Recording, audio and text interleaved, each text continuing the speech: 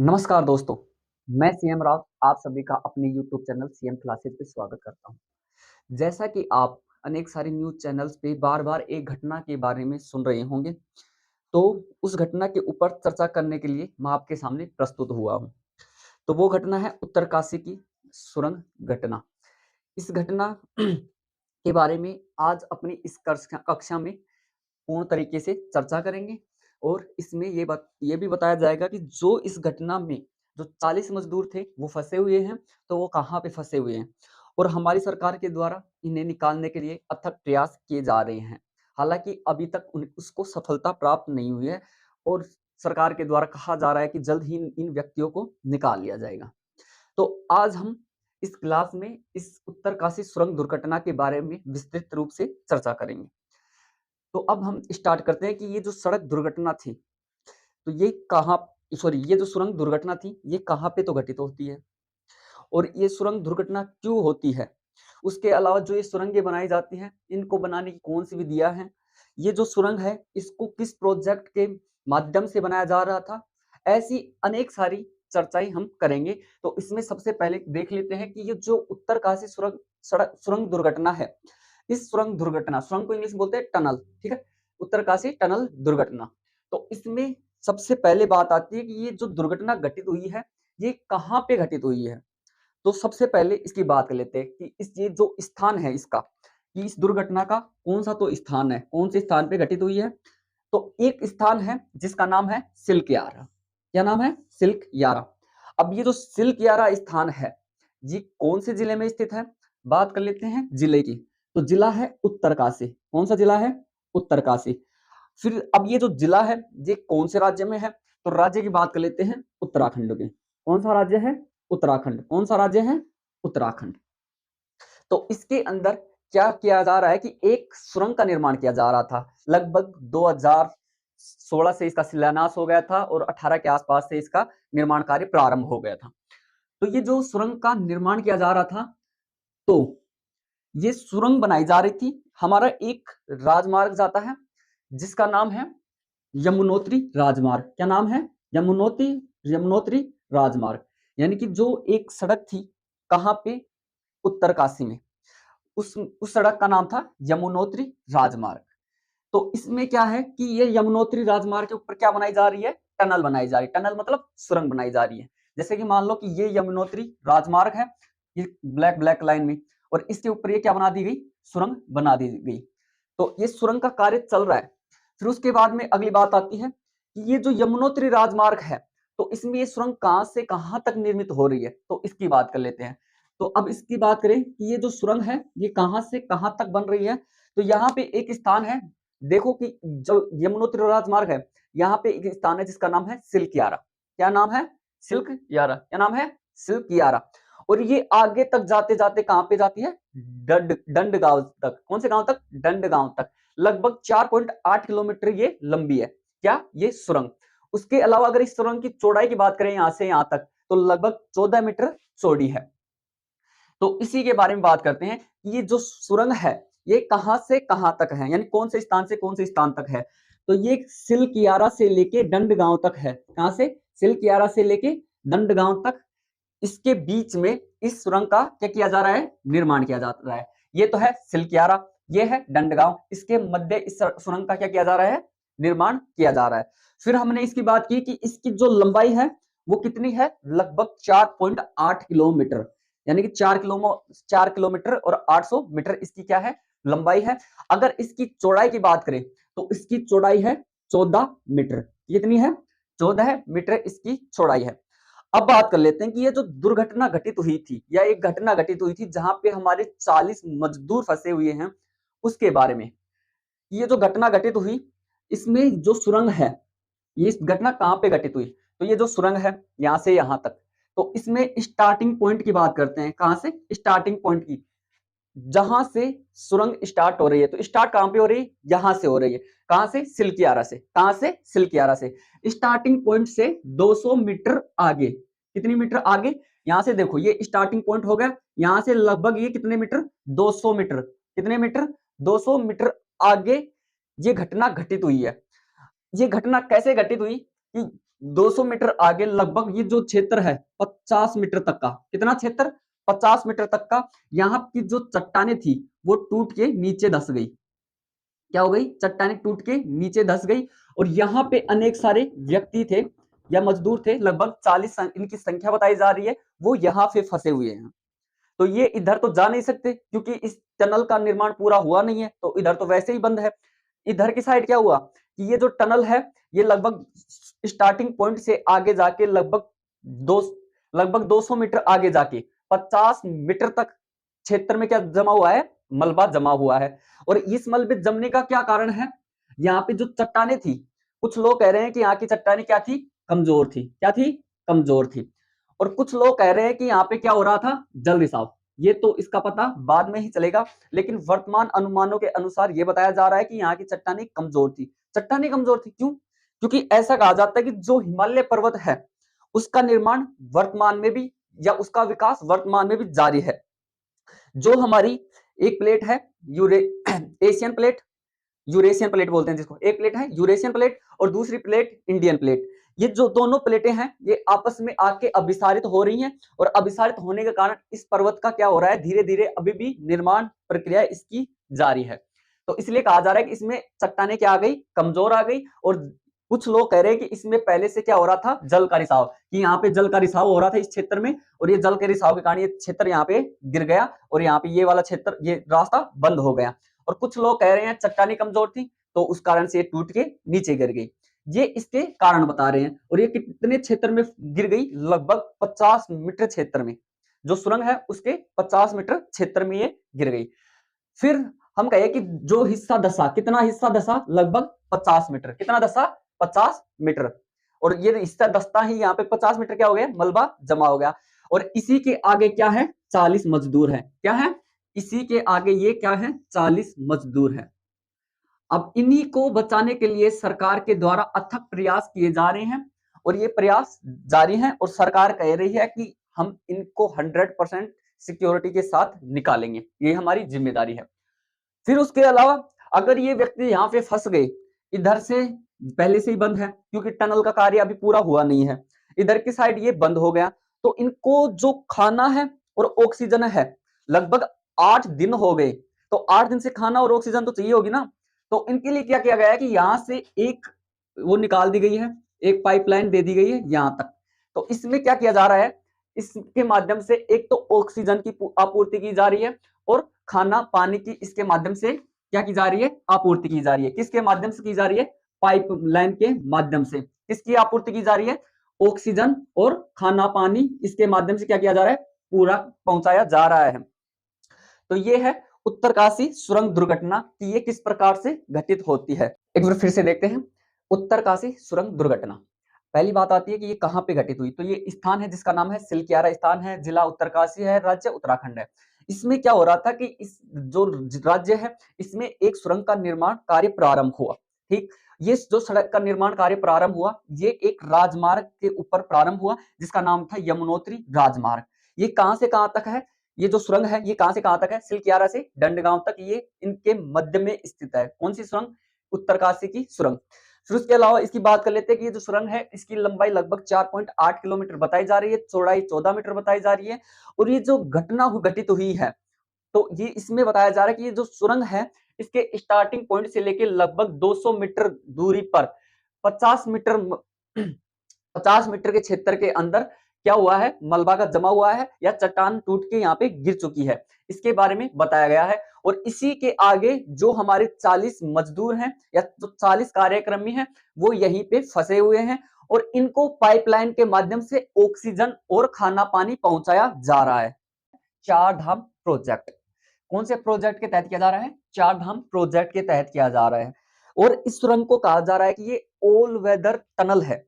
All weather tunnel से मतलब यानी ऑल वेदर यानी कि सभी मौसमों में ये टनल चालू रहेगी हमेशा, ये कभी भी बंद नहीं होगी, चाहे बर्फबारी हो, उसके अलावा चाहे बरसात आए। तो इस प्रकार की जो भी सुरंगें बनाई जाती हैं वो कैसी होती है, ऑल वेदर टनल। तो अब इस प्रोजेक्ट की बात कर लेते हैं कि जो ये चार धाम प्रोजेक्ट है, ये प्रोजेक्ट इसकी घोषणा कब हुई और ये प्रोजेक्ट की आधारशिला कब रखी गई, किसने रखी, नाम क्या दिया गया और ये चार धाम प्रोजेक्ट किस नाम, इसी नाम से क्यों इसका नाम पड़ा? तो ये जो चार धाम प्रोजेक्ट है, इस प्रोजेक्ट की घोषणा की बात कर लें तो इसकी घोषणा जनवरी 2015 के अंदर होती है। कब होती है? जनवरी 2015 के अंदर इसकी घोषणा होती है। फिर उसके बाद में इसकी आधारशिला रखी जाती है। कौन से प्रोजेक्ट की? चार धाम प्रोजेक्ट। क्या रखी जाती है? आधारशिला रखी जाती है। अब बात आती है कब रखी जाती है, तो ये रखी जाती है 27 दिसंबर 2016 को रखी जाती है। कब रखी जाती है? 27 दिसंबर 2016 को रखी जाती है। और इसको किसने रखा? किसने रखा? श्री नरेंद्र मोदी जी ने रखा। और कहां पे रखा इसको? देहरादून में रखा। उसके अलावा इसका यहाँ पे नाम की घोषणा की, ये क्या है? चार धाम महामार्ग विकास परियोजना है। क्या है? चार धाम महामार्ग विकास परियोजना है। और ये जो टनल थी, इस टनल का निर्माण 2018 से प्रारंभ होता है। कौन सी टनल का निर्माण? जो हम देख रहे हैं। अब आगे देख लेते हैं कि चार धाम, चार धाम किसके चार धाम? तो ये चार धाम है उत्तराखंड के। किसके चार धाम है? उत्तराखंड के। ये उत्तराखंड के चार महत्वपूर्ण धार्मिक स्थल हैं, तो उनकी बात कर लेते हैं। और ये धार्मिक स्थल जिसे हमने चार धाम नाम दिया, ये कौन कौन से हैं? तो इनमें एक आता है बद्रीनाथ, एक आता है केदारनाथ, एक आता है गंगोत्री और यमुनोत्री। तो ये जो सुरंग बनाई जा रही थी, ये क्या थी कि जो यमुनोत्री जो हमारा धाम था, अगर यह सुरंग, इस सुरंग का निर्माण कंप्लीट हो जाता है तो यमुनोत्री धाम में जाने के लिए 26 किलोमीटर की दूरी कम हो जाएगी। कितनी किलोमीटर की दूरी कम हो जाएगी? 26 किलोमीटर की दूरी कम हो जाएगी यदि इस टनल का निर्माण कंप्लीट हो जाता है तब। और ये जो जितने भी धाम हैं, इस प्रोजेक्ट के माध्यम से इन सभी धामों को किससे जोड़ा जाएगा? देहरादून से। किससे जोड़ा जा रहा है? देहरादून से इन प्रोजेक्ट के माध्यम से इन धामों को जोड़ा जा रहा है। ये है चार धाम प्रोजेक्ट कि जो ये सुरंग का निर्माण किया गया, ये चार धाम प्रोजेक्ट के तहत किया जा रहा है। ये ऑल वेदर टनल है। ये जो प्रोजेक्ट है इसकी घोषणा जनवरी 2015 में हुई, आधारशिला 27 दिसंबर 2016 में की गई। इसकी जो आधारशिला रखी वो श्री नरेंद्र मोदी जी ने रखी। कहां पे रखी? देहरादून में रखी। नाम इसका चार धाम महामार्ग विकास परियोजना रखा गया। और जो ये टनल का निर्माण किया गया, इस टनल का कार्य कब से प्रारंभ हुआ? 2018 से प्रारंभ हुआ। और ये जो चार धाम है, ये कहां पे है? तो किसके चार धाम है? उत्तराखंड के हैं। और कौन कौन से? जैसे बद्रीनाथ, केदारनाथ, गंगोत्री, यमुनोत्री। और ये जो टनल बनाई जा रही थी, इस टनल के माध्यम से लगभग 26 किलोमीटर की दूरी को कम किया जा रहा था। कहां पे पहुंचने के लिए? यमुनोत्री पहुंचने के लिए। उसके अलावा ये जो चार धाम प्रोजेक्ट है, ये जो उत्तराखंड में देहरादून है उसको मिलाने के लिए किया जा रहा है। यानी देहरादून से इन चारों स्थानों की कनेक्टिविटी बनाने के लिए इस प्रोजेक्ट को चलाया जा रहा है। और किसके माध्यम से? सड़कों के माध्यम से या महामार्गों के माध्यम से। अब देख लेते हैं सुरंग निर्माण की विधियां। तो सुरंग निर्माण की दो विधियां होती है। कितनी विधियां होती है? दो विधियां होती है। एक विधि है जिसका नाम है ड्रिल और ब्लास्ट विधि, और जो दूसरी विधि है उस विधि का नाम है सुरंग बोरिंग मशीन विधि। ये जो दो विधि हैं, इनकी अब चर्चा करते हैं कि ये इन विधियों के माध्यम से कैसे सुरंगों का निर्माण किया जाता है। जो ये ड्रिल और ब्लास्ट विधि होती है, इसमें क्या किया जाता है कि जो चट्टानें होती है, पहले तो ड्रिल के माध्यम से उसमें कुछ छेद किया जाता है। क्या किया जाता है? छेद किया जाता है। किसमें? चट्टानों में क्या किया जाता है? छोटा सा छेद किया जाता है। फिर उसके अंदर विस्फोट किया जाता है और इस विस्फोट के माध्यम से इस जो सुरंग है इसका निर्माण किया जाता है। कौन सी विधि द्वारा? जो ड्रिल और ब्लास्ट विधि है, इसमें इस प्रकार से सुरंग का निर्माण होता है। किस प्रकार से? इस चट्टानों पहले छेद किया जाता है, फिर उसके बाद में उसमें ब्लास्ट किया जाता है या विस्फोट किया जाता है। इसके माध्यम से सुरंग का निर्माण किया जाता है। फिर दूसरी विधि आती है जिसका नाम है सुरंग बोरिंग मशीन विधि। क्या नाम है? सुरंग बोरिंग मशीन विधि। ये कौन सी विधि है? दूसरी विधि है। इस विधि में क्या होता है कि इस विधि में जितनी भी टनल बनाई जाएंगी वो किसकी सहायता से बनाई जाती है? मशीनों की सहायता से बनाई जाती है। किसकी सहायता से बनाई जाती है? मशीनों की सहायता से क्या बनाई जाती है? टनल बनाई जाती है या सुरंग बनाई जाती है। इसमें चट्टानों की खुदाई की जाती है और चट्टानों खुदाई के बाद में क्या किया जाता है कि इसमें एक हिस्से में, जहां से मान लो कि ये टनल खुद रही है, ये टनल खुदी, इसमें क्या किया गया? यहां तक खुदाई हो गई, तो यहां से यहाँ पे इन कंकड़ पत्थरों को यहाँ से खुदाई की, तो यहाँ पे कुछ कंकड़ पत्थर पीछे लगा दिए जाएंगे जिससे कि यहाँ पे दीवार की क्या लग जाए? सपोर्ट लग जाए। यहाँ पे सपोर्ट लग जाएगा तो इससे क्या करेगा कि जो कंक्रीट लगा दिए पीछे के, तो यहाँ पे जो व्यक्ति होंगे, जो मशीन यहाँ पे कार्य करेगी, तो यहाँ पे इस जो टनल है इसके गिरने का खतरा कम हो जाता है। इसलिए ये जो विधि है सुरंग बोरिंग मशीन विधि, ये ड्रिल और ब्लास्ट विधि से सिक्योर है, सुरक्षित है। तो ये बताना चाह रहा है कि ये जो सुरंगें हैं उसका निर्माण मशीनों की सहायता से करते हैं और इसमें जो चट्टानों की खुदाई है वो की जाती है। चट्टानों की खुदाई की जाती है, उसमें क्या होती है, कुछ एक नोक होती है, तो उससे धीरे-धीरे इसमें चट्टानों की खुदाई कर दी जाती है और इसके पीछे क्या होते हैं, कुछ कंक्रीट खंड लगा दिए जाते हैं। जैसे मैंने कहा ना कि सपोर्ट के लिए कुछ कंक्रीट खंड लगा दिए जाएंगे, यहाँ पे कार्य चलता रहेगा जिससे ये सिक्योर रहे। पर ये जो विधि होती है ये सबसे महंगी पड़ती है। वैसे तो ये सबसे सिक्योर है, यानी पिछली विधि से क्या है, सिक्योर है, पर ये जो विधि है ये क्या पड़ती है, महंगी पड़ती है। महंगी क्यों पड़ती है? क्योंकि इसकी जो मशीन होती है, इसकी मशीन की लागत ही लगभग 200 करोड़ के आसपास आती है। किसकी मशीन की? ये जो सुरंग बोरिंग में अपन मशीन यूज कर रहे हैं वो वाली मशीन की। परंतु इसके अलावा इसका एक नेगेटिव पॉइंट और है। कौन सा पॉइंट? ये जो सुरंग बोरिंग मशीन विधि है ये ऊंचाई वाले क्षेत्र के अंदर कारगर सिद्ध नहीं होती। कौन से क्षेत्र में? ऊंचाई वाले क्षेत्र में क्या नहीं होती, कारगर सिद्ध नहीं होती। यानी ऊंचाई वाले क्षेत्र में इससे सुरंगों का निर्माण नहीं किया जा सकता। कौन सी विधि का द्वारा? सुरंग बोरिंग मशीन विधि के द्वारा। ये जो मस, ये जो विधि है या ये जो मशीनें हैं ये कहाँ पे कार्य करेंगी? ये कम ऊंचाई वाले और भूमिगत खुदाई के लिए इसका सर्वाधिक क्या किया जाता है, इस्तेमाल किया जाता है। लेकिन उससे अच्छी है किससे? ड्रिल और ब्लास्ट विधि से, क्योंकि ये क्या है, सिक्योर है और ये कार्य भी जल्दी करती है उसकी अपेक्षा। इसमें जो टनल निर्माण का समय कम लगता है। कौन सी विधि में? सुरंग बोरिंग मशीन विधि में। अब बात कर लेते हैं कि हिमालय क्षेत्र में इन सुरंगों का निर्माण करना इतना कठिन क्यों है? तो इसके पीछे के दो मुख्य कारण हैं। वैसे तो अनेक सारे कारण हैं, पर इसके मुख्य पीछे दो कारण हैं, जिनमें एक तो क्या होता है कि जो हमारा हिमालय है वो विश्व की सबसे ऊंची पर्वत श्रेणियों में है और विश्व की सबसे ऊंची पर्वत श्रेणियां हिमालय पर्वत के ऊपर ही है। तो हम इसमें वैसे ही जो दूसरी विधि देखी थी हमने, जो सुरंग निर्माण की, कौन सी विधि? जिसका नाम था सुरंग बोरिंग मशीन विधि। उस विधि का तो हम ऊंचाई पे उपयोग कर ही नहीं सकेंगे और वो जो सुरंग बोरिंग मशीन विधि थी वो सुरक्षित विधि थी और उसके अलावा उसके द्वारा जो टनल बनाई जाती थी वो तीव्र गति से बनाई जाती थी अपेक्षा इसके। कौन सी विधि के द्वारा? ड्रिल और ब्लास्ट विधि के द्वारा। तो ये जो वाला हिमालय वाला क्षेत्र है इसमें उस विधि का हम प्रयोग नहीं करेंगे। कौन सी वाली का?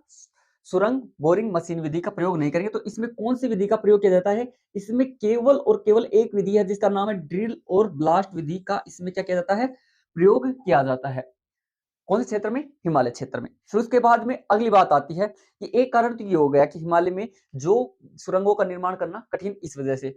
उसके अलावा जो हिमालय क्षेत्र है, अगर विश्व की सबसे नवीनतम वलित पर्वत श्रृंखलाओं की बात की जाए तो उसमें नाम आता है हिमालय पर्वत का। तो ये क्या है? सबसे नवीनतम वलित पर्वत श्रृंखला है और इस पर्वत श्रृंखला का निर्माण प्लेट टेक्टोनिक सिद्धांत के माध्यम से हुआ है। यानी कि वो सिद्धांत इसके निर्माण की सही तरीके से व्याख्या करता है। कौन सा सिद्धांत? प्लेट टेक्टोनिक सिद्धांत। इसमें कहा गया है कि जो दो प्लेटें, कौन कौन सी प्लेटें? एक तो भारतीय प्लेट और दूसरी यूरेशियन प्लेट, ये आपस में टकराती है और आपस में टकराने के कारण जो हिमालय पर्वत है इसका निर्माण हो रहा है। और ये जो दोनों प्लेटें हैं ये आपस में क्या है, अभी भी गति कर रहे हैं। इसी वजह से आपने सुना होगा कि जो हिमालय पर्वत की सबसे ऊंची चोटी माउंट एवरेस्ट है उसकी ऊंचाई 8,848 मीटर बताई जाती है और अब कई कई जगह पे हमको उसकी ऊंचाई 8,850 मीटर तक देखने को मिलती है। उसका क्या कारण है? क्योंकि जो यूरेशियन प्लेट और भारतीय प्लेट ये आपस में टकरा रही है। ये क्या हो रही है? आपस में टकरा रही है। आपस में टकरा के ये अभिसारित होगी और अभिसारित होने के कारण ये इसमें क्या हो रहा है? इस पर्वत श्रृंखला का विकास हो रहा है। इस वजह से जो हमारा माउंट एवरेस्ट है उसकी ऊंचाई धीरे धीरे बढ़ रही है। तो हिमालय क्या है? नया पर्वत है और टेक्टोनिक थ्योरी के तहत इसकी जो व्याख्या सटीक की गई है। और जो ये भारतीय प्लेट और यूरेशियन प्लेट हैं इनके टकराव के माध्यम से इस पर्वत का क्या हो रहा है? विकास हो रहा है।